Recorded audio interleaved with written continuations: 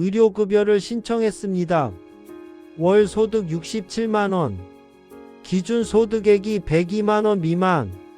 당연히 될 줄 알았습니다. 그런데 탈락했습니다. 왜 탈락했을까요? 연락마저 끊긴 자식 때문이랍니다. 황당했습니다.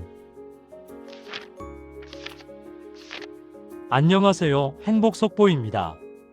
의료수급비, 즉 의료급여에 대해 이런 얘기 많이 들어보셨죠? 받지도 않은 돈을 받았다고 계산해서 의료급여 대상에서 탈락시키는 제도. 그런데 말입니다. 2000년부터 26년간 이어진 이 불합리한 계산이 드디어 사라집니다. 오늘은 2026년부터 바뀌는 의료급여 수급 자격에 대한 이야기를 가지고 왔습니다. 끝까지 보시면 내가 해당되는지, 그리고 어디서 어떻게 다시 확인하는지 가장 쉬운 길로 정리해드리겠습니다. 특히 오늘 내용은 사연이 있는 분들이 정말 많습니다. 그래서 더 조심스럽게 쉽게 풀어서 말씀드리겠습니다. 첫 번째 사연, 김철수 어르신 이야기입니다. 혼자 사십니다. 당뇨와 고혈압으로 병원을 달고 사십니다. 한 달 병원비가 30만 원이 넘어갑니다. 국민연금은 월 67만 원 수령, 예금은 500만 원이 전부입니다. 의료급여를 알아보셨습니다. 1인 가구 월소득 102만 원 미만이면 신청이 된다고 했습니다. 소득이 67만 원이니 어르신은 당연히 될 줄 아셨습니다. 그런데 결과는 탈락이었습니다. 이유를 물었습니다. 담당자가 이렇게 말했습니다. 어르신, 아드님이 있으시네요. 아드님 소득이 월 360만 원으로 잡혀 있어요. 그럼 그 중에서 10%인 36만 원을 어르신께 드리는 걸로 계산이 들어갑니다. 그래서 어르신 소득 인정액이 국민연금 67만 원에다가 36만 원 더해서 총 103만 원이 되시네요. 기준 금액 102만 원을 초과하셔서 탈락했습니다. 김철수 어르신은 기가 막혔습니다. 아들과는 10년 전에 연락이 끊겼습니다. 어디 사는지도 모릅니다. 돈을 받은 적이 단 한 번도 없습니다. 그런데 받는 것처럼 계산이 들어가 탈락이라니. 아무리 주민센터 직원을 붙들고 하소연을 해도 주민센터 담당자도 도와주지 못하는 일이었습니다. 법이고 제도니깐요. 그런데 2026년 드디어 이 억울함이 역사 속으로 사라집니다. 어떻게 사라지는지 지금부터 정확히 알려드리겠습니다. 여기서부터가 진짜 중요합니다. 의료급여는 아주 간단히 말하면 병원비 부담을 덜어주는 제도입니다. 하지만 선정 과정이 까다롭다고 느끼는 분이 많습니다. 그 이유 중 하나가 바로 부양비라는 계산입니다. 부양비는 실제로 돈을 받지 않아도 받는 것처럼 간주해 내 소득에 더해 계산하던 방식입니다. 현장에서는 간주 부양비라고도 불렸습니다. 간주, 즉 확실하지 않아도 그렇다고 여겨진다는 뜻입니다. 자식이 소득이 있으면 실제로 자식이 부모에게 부양비를 주지 않아도 자식이 자식의 소득 10%를 부모에게 준다고 간주되었다는 뜻입니다. 화가 나지요? 받은 돈이 없는데 받았다 치자 라는 겁니다. 이 계산은 2000년부터 시작됐습니다. 무려 26년간 유지되어 온 제도입니다. 처음에는 더 가혹했습니다.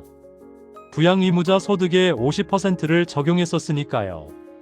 출가한 딸의 경우는 30%였습니다. 그게 단계적으로 완화돼서 지금은 10%까지 내려왔지만 그래도 여전히 불합리했습니다. 이 때문에 소득 기준에 딱 맞았던 분이 부양비가 얹히면서 기준을 넘어 탈락하는 일이 생겼습니다. 그런데 말입니다. 이 억울한 계산이 2026년 1월부터 완전히 사라집니다.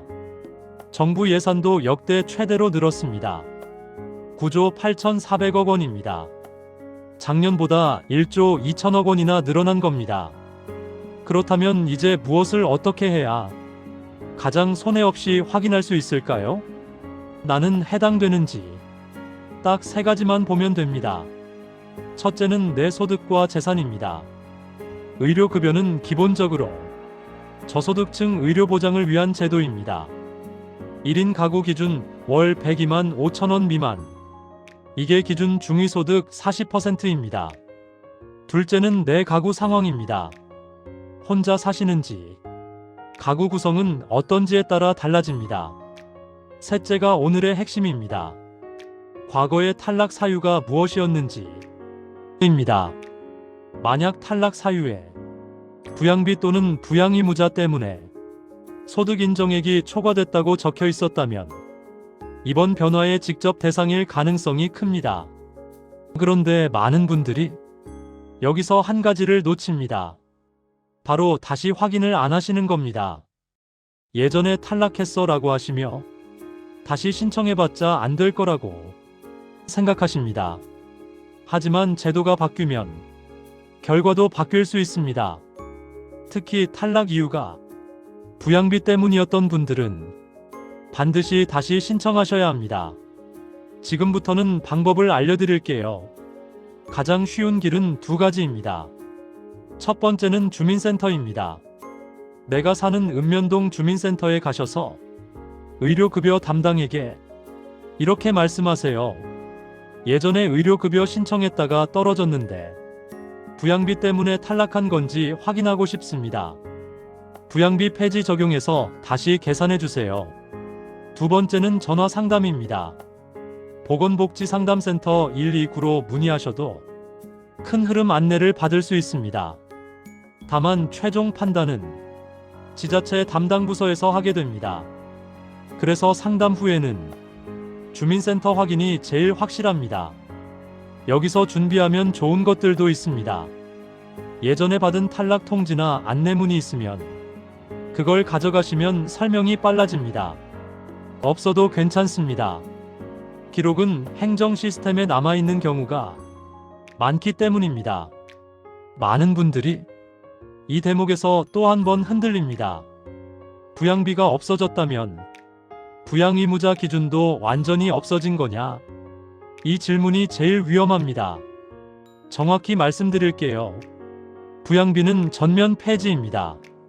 하지만 부양의무자 기준 자체가 완전히 사라졌다고 단정하면 안 됩니다.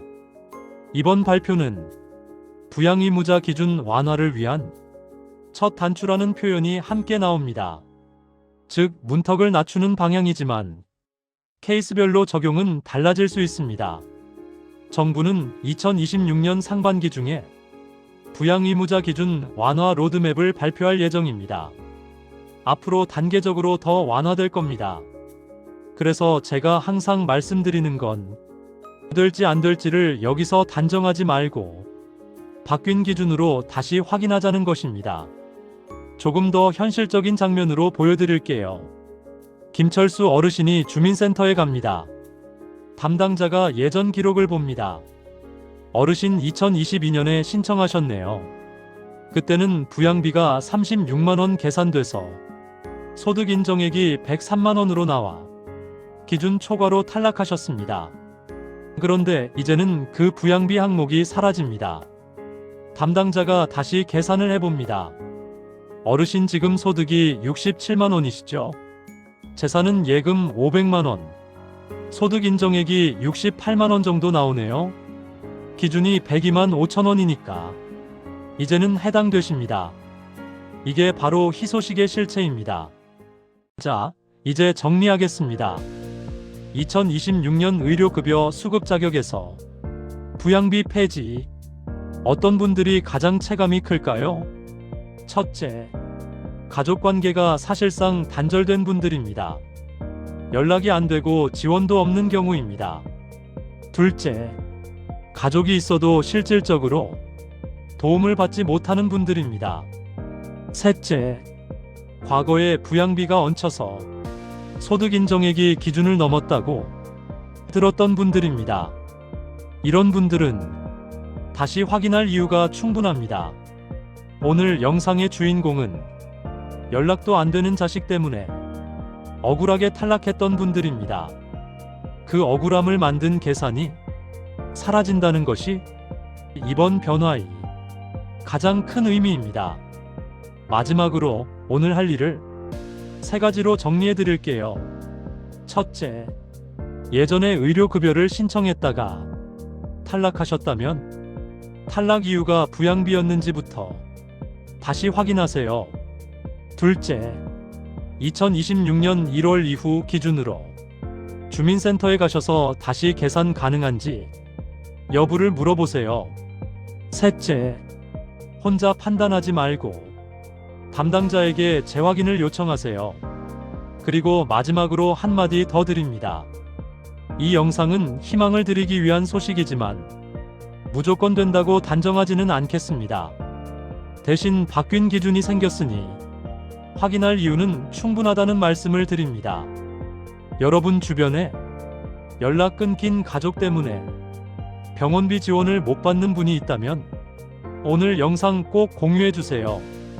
그분에게는 이번 소식이 진짜 삶을 바꾸는 정보가 될 수 있습니다. 그리고 한 가지 더 2026년에 달라지는 점도 알려드릴게요. 2026년 의료급여는 부양비 폐지만 바뀌는 게 아닙니다. 병원 이용 방식에서도 중요한 변화가 함께 들어옵니다. 이걸 모르면 괜히 겁먹거나 괜히 오해할 수 있습니다. 과다 외래 의료 이용자에 대한 본인 부담 차등제가 본격 시행됩니다. 연간 외래 진료가 365회를 넘으면 초과분에 대해 본인 부담률 30%가 적용됩니다. 이건 과도한 병원 이용을 줄이기 위한 겁니다. 또 정신과 상담치료 접근성을 높이기 위한 외래 상담료 지원 확대도 함께 들어옵니다. 하반기부터는 요양병원 중증 입원 환자에 대한 간병비 지원도 추진될 계획입니다. 즉 한쪽에서는 문턱을 낮추고 다른 한쪽에서는 이용의 적정화를 함께 추진하는 흐름입니다. 이 부분에 대해선 다음 영상에서 자세히 다뤄드리겠습니다. 좋아요, 구독, 알림 설정 해두시고 조금만 기다려주세요. 다음 영상에서도 어르신께 꼭 필요한 정보를 쉽게 풀어서 전해드리겠습니다. 행복 속보였습니다. 감사합니다. 행복하세요.